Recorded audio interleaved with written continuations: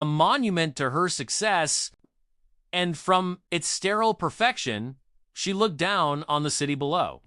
Her gaze was as cold and sharp as the architecture that surrounded her, a reflection of a heart insulated by wealth and prejudice. In the pristine halls of her corporate empire, faces of color blurred into a backdrop she chose to ignore. A dismissed idea, a turn back, a cold, unwavering stare. These were the bricks with which she built her walls, reinforcing a world where only those who looked like her seemed to matter. Her life was a fortress, secure and absolute, but utterly alone. Then the fortress crumbled, not with a bang, but with a gasp, a sudden tremor of the body that no amount of wealth could command. The world tilted, blurring into a chaotic whirl of motion and panicked voices as Lyra was rushed through glaring hospital doors. The sharp angles of her office were replaced by the frantic energy of the emergency room.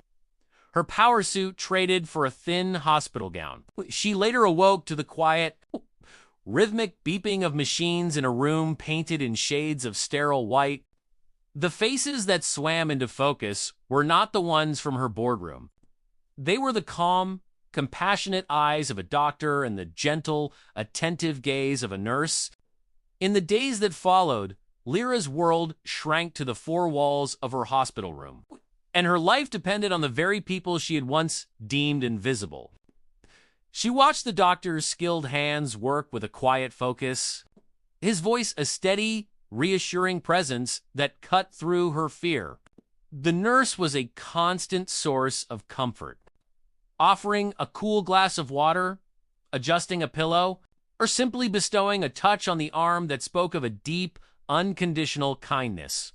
These were not acts of duty, but gestures of profound humanity. They were saving her life, not because of who she was, but simply because she was a person in need. A fragile warmth began to bloom in her chest, melting the ice that had encased her heart for so long. Finally, the day came when she walked out of the hospital, not as a titan of industry, but simply as a woman given a second chance. She paused at the entrance, her voice soft but clear as she thanked the doctor and the nurse, her gratitude genuine and deep.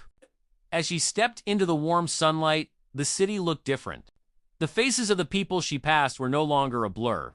Each one was distinct, a unique story, a shared humanity. For the first time, Lyra saw not a world to be conquered from above,